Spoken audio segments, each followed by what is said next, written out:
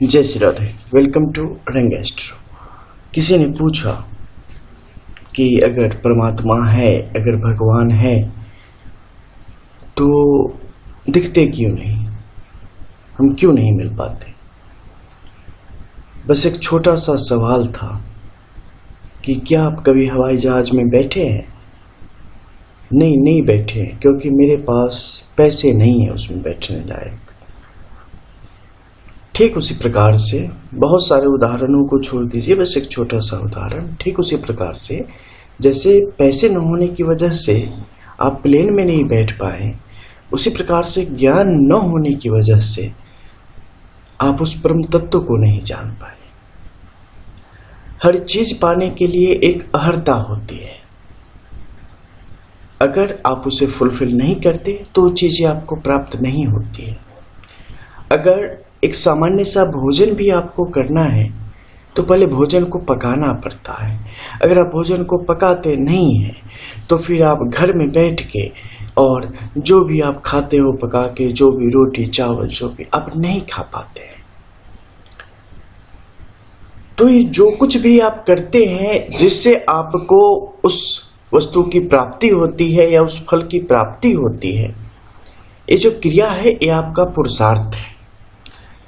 अगर आप चतुर्विध पुरुषार्थ में जाएंगे तो आपको पता चलेगा कि धर्म, अर्थ, काम, मोक्ष ये चतुर्विध पुरुषार्थ माने गए।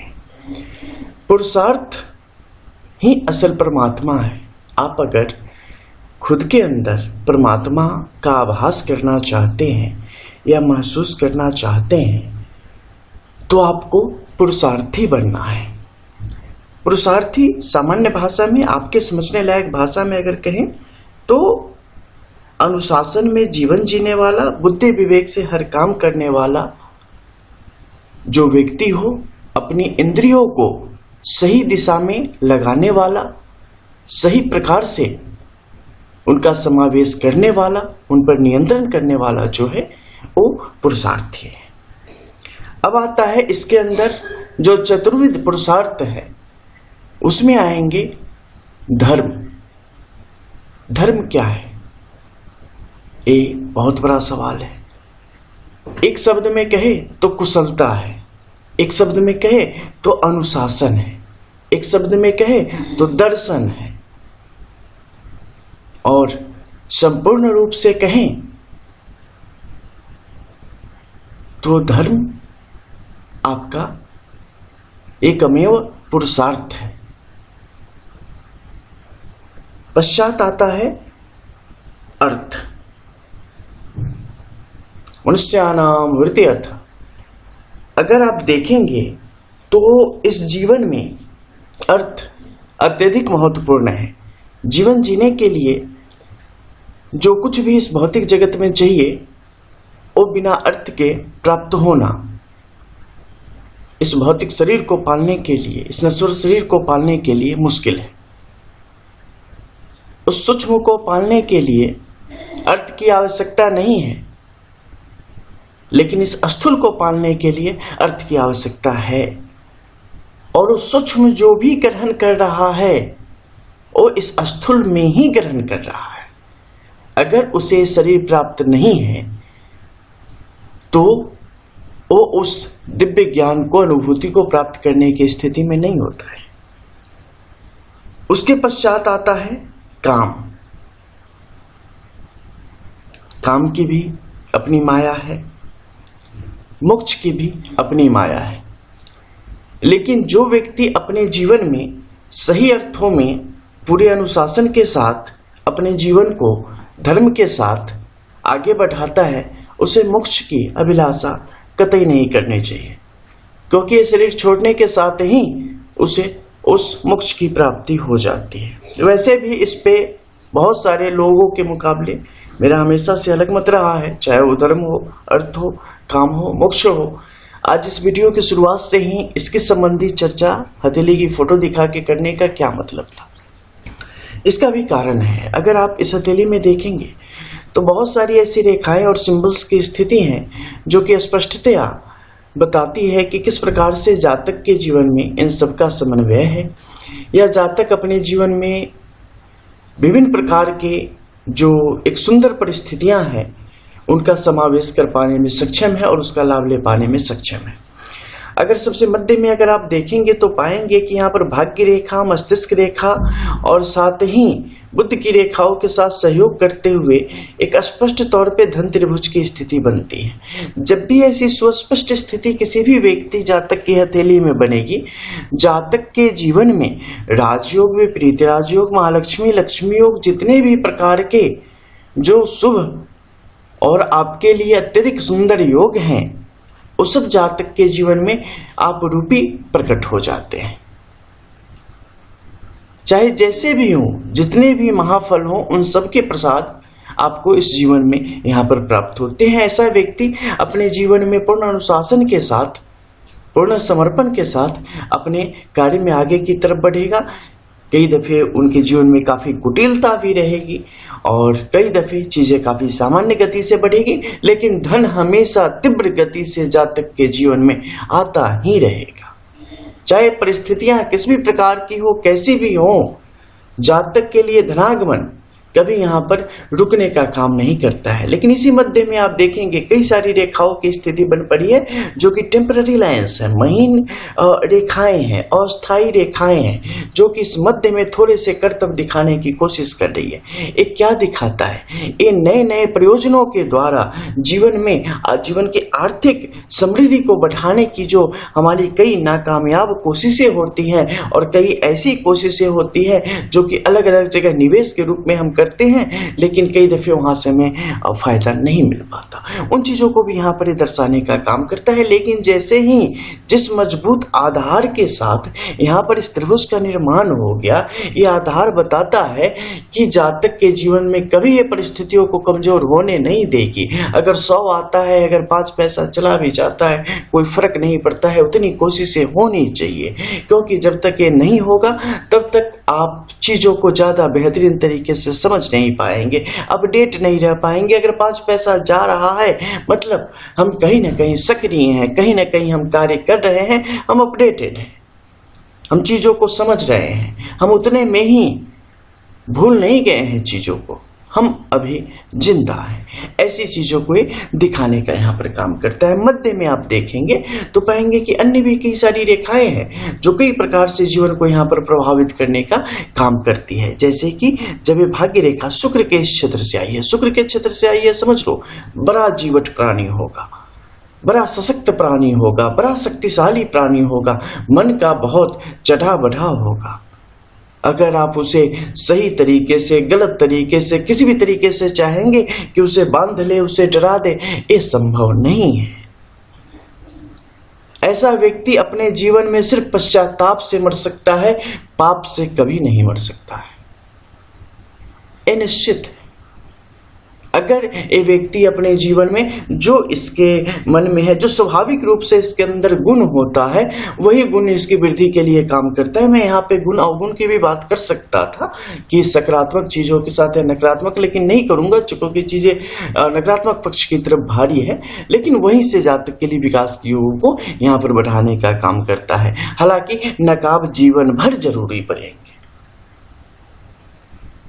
और जहां जरूरत नकाब की पड़ गई वहां चीजें स्पष्ट हो जाती है कि चीजें किस प्रकार से आपके जीवन की वृद्धि के लिए यहाँ पर काम करेंगी। अब मध्य में देख लो, यहाँ पर बहुत सारी रेखाओं का आपस में इस प्रकार की सुंदर, ठीक है, सुंदर यहाँ पर त्रिभुजाकार स्थिति बनी है इस चतुर्भुज की, जो कि इस रेखा को सर्वांग सुंदर बना देने का काम करती है, इसके लिए आभूषण की तरह है। और जब किसी भाग्य रेखा पर, आपकी हथेली पर इस प्रकार से रेखाओं को ये अपने आलिंगन में लेती है, उस रेखा के बल को, उस रेखा के तेज को कौन हटा सकता है? कौन है जो उस पर ग्रहण लगा सकता है? कौन उसकी छाया को उसे पूरी तरीके से ढक देने का, छाया में कर देने का काम कर सकता है? ये कदापि संभव नहीं है जब तक जातक खुद से गलतियां न करे और मुश्किलों को निमंत्रण न दे।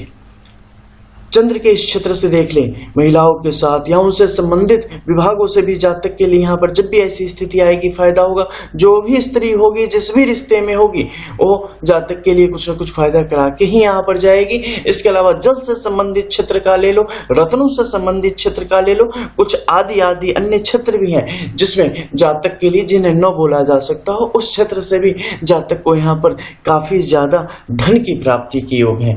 कुछ क्षेत्रों से मान की प्राप्ति के भी योग है और कुछ जगह से जातक को बहुत ही मुश्किल परिस्थितियां जातक के जीवन में आएंगी और उसे विचलित करके रख देंगी। उसकी स्थिति का भी स्पष्ट तौर पे यहाँ पे भान होता है। लंबी लंबी यात्राएं कोई बड़ी सफलता नहीं देगी, लेकिन जातक का जहाँ जन्म हुआ है वहां अपने क्षेत्र में बड़ा प्रभाव अपना जमा के जीवन भर रख लेगा। इसमें कहीं से कोई अतिशयोक्ति नहीं है। आप शुक्र के इस प्रबल स्थिति को देखिए। जातक के जीवन में समृद्धि की, जातक के जीवन में जो एक रस होता है, उस रस की कभी यहाँ पर कमी होने की स्थिति नहीं है। संपूर्ण भौतिक सुविधाओं का लाभ उठाते हुए, रसपान करते हुए, एक रईस वाली जिंदगी जीते हुए, एक बड़ी जिंदगी जीते हुए जातक अपना जीवन यापन करेगा, अपने जीवन को आगे की तरफ बढ़ाएगा। जो आएगा वो बहुत कुछ देके जाएगा। बड़ा रुतबा निश्चित तौर पे, स्पष्ट तौर पे जातक के जीवन में यहाँ पर बना रहने का ये काम करेगा। कई दफे लगता है अगर आप भी माइनस माइनस अब दूसरी तरफ से अगर देखते हैं तो उस समय आपको लगता है कि रेखाएं हो तो ऐसी हो जिसके पराक्रम को कोई कम न कर पाए, लेकिन इसमें भी कई दफे होता है कि एक छोटी सी सुई बड़ा नुकसान कर जाती है। ऐसे लोगों को बस एक चीज से आजीवन सावधान रहना चाहिए और वो है किसी पराई स्त्री पर बुरी नजर या किसी भी तरीके से मन में कोई मलिनता स्त्रियों के प्रति, सब कुछ खत्म होना शुरू हो जाता है। तो जब भी ऐसी स्थिति हो शुक्र की, जब भी ऐसी स्थिति हो भाग्य रेखा की, तो इन चीजों की सावधानी जातक के लिए अत्यावश्यक है। अब ऊपर के क्षेत्र में देखेंगे तो आपको अन्य कई सारी रेखाओं की स्थिति बनेगी। हालांकि सूर्य के इस पर तिलक का होना, खासकर अगर आप देखेंगे तो मूल यहाँ पर जातक के लिए अच्छा नहीं है। ये जीवन में एक कलंक की स्थिति को और अपमान की स्थिति को दिखाने का काम करता है। हालांकि ये होनी है और होके रहती है, कुछ भी उपाय कर ले इसमें कुछ भी फायदा जातक के जीवन पे यहाँ पे नहीं होना होता। लेकिन इसके अलावा उससे पहले आत्मसम्मान, मान सम्मान की स्थिति इतनी बेहतरीन है कि पूछे मत। बुद्ध की स्थिति तो इतनी अच्छी कि व्यापारिक उपलब्धि जातक के जीवन में तो दिन दुगुनी रात चौगुनी की स्थिति को स्पष्ट तौर पे ऐसी रेखाओं में स्पष्ट होती चली जाती है। मध्य में जो क्रॉस का साइन है वो कहीं ना कहीं अपने पूर्ण स्वभाव पर नहीं है, पूर्ण जो इसकी जो बड़ा फल होता है वो देने की स्थिति में नहीं है और ये स्थिति जातक को कई दफे बड़े बड़े फायदे से पीछे करने का काम करती है। इसके अलावा विभिन्न प्रकार के निजी और सरकारी क्षेत्रों से जातक के जीवन में समृद्धि, आर्थिक उपार्जन के स्पष्ट योगों का निर्माण करती हैं रेखाएं। ऊपर के क्षेत्र में देखें तो ये तिलक कटा हुआ है, यहाँ पे पूर्ण रूप से नहीं है, लेकिन फिर भी ये जातक के लिए परिस्थितियों को जातक के अनुकूल बनाने का काम करता है और आपको वरद हस्त प्राप्त होता है। बड़े बड़े प्रशासनिक लोगों का, बड़े बड़े जो कीमत वाले लोग होते हैं, बड़े पहुंच वाले लोग होते हैं, बड़े पद वाले लोग होते हैं, उनका साथ ही पैतृक संपत्ति, पैतृक ज्ञान की भी प्राप्ति यहाँ पर जातक के लिए हो जाती है। जातक का हुआ हमेशा बना रहता है। जातक के लिए एक बड़ा ग्रुप हमेशा तैयार रहता है इनके लिए अपनी कुर्बानी देने को। ऐसी स्थिति को स्पष्ट तौर पे बयां करती है। इसके अलावा जातक के अंदर बहुत सारे राज दफन होते हैं, बहुत सारी ऐसी चीजें होती हैं जो कि अगर बोल देवे तो उससे बड़ा बवंडर हो जाए और यही राज उन्हें समृद्ध करने का भी काम करते हैं उनके जीवन में। हालांकि मध्य में ग्रहण योग की शुरुआत यहाँ पर और काफी मजबूत उपस्थिति बता रही है कि कुछ ऐसी चीजें हैं जो कि जातक को और भी ज्यादा फैलने से रोकने का यहाँ पर काम करती है।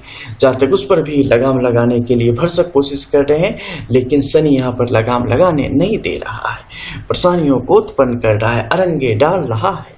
इससे संबंधित उपाय आवश्यक हो जाते हैं। मध्य में बात करते हैं अगर मंगल के इस क्षेत्र की, तो मंगल का इस क्षेत्र जातक को प्रतापी बनाता है, शूरवीर बनाता है और जातक को स्थापित करने का काम करता है। मस्तिष्क के मध्य में देखें तो कुछ आभासी रेखाएं ऊपर की तरफ जा रही है, जो मानसिक एक जो विचलित होना है उसे दिखाने का काम कर रहा है। किस प्रकार से व्यक्ति विचलित होता चला जाता है कुछ विशेष परिस्थितियों में। लेकिन इन सब के मध्य क्या धर्म, अर्थ, काम, मोक्ष की क्या स्थिति है, इस पर अगर हम बात करते हैं तो यहाँ पर धर्म विपरीत है लेकिन अड़ा हुआ है। इसके बाद अर्थ की बात करें, कहीं से कोई कमी ही नहीं है न होगी, आखिरी सांस तक धनागमन ही होता रहेगा। काम कैसा है, समृद्ध है। मोक्ष की क्या स्थिति है, पता ही नहीं है। मिलते हैं फिर, तब तक के लिए जय जय श्री राधे। बहुत सारी ऐसी हथेली होती है जिसे गुप्त ही रखा जाए बेहतर है, पता नहीं कई दफे बन जाती है चीजें। होगा कोई परमेश्वर का इशारा। मिलते हैं, जय जय श्री राधे।